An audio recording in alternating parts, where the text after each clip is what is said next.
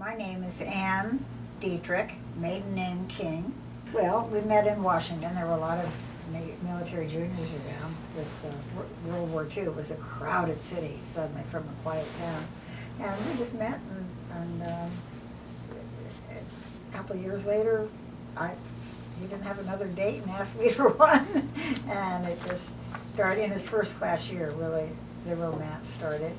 And we were not married for a year after that because our parents all felt we should have a couple of paychecks under his belt and be ready to start. So when I met him, he was in a destroyer. That was his first ship, and they went to the Mediterranean.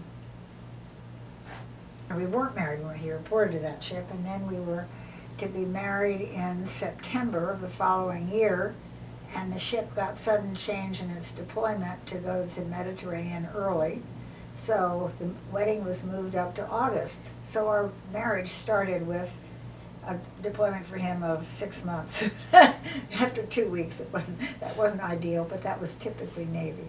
I thought it was a wonderful looking ship.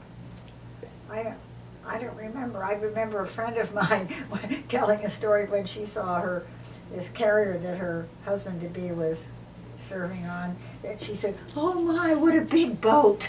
And of course she was laughed to death about that, because you never call a Navy ship a boat. And I remembered that story. The ship. I enjoyed all those ships. I enjoyed all the ships. I was on board all of them, and for meals, and it was very. I loved it. I loved it all. I was taken around to see various spaces. I didn't climb very high or very low, but just enjoyed it.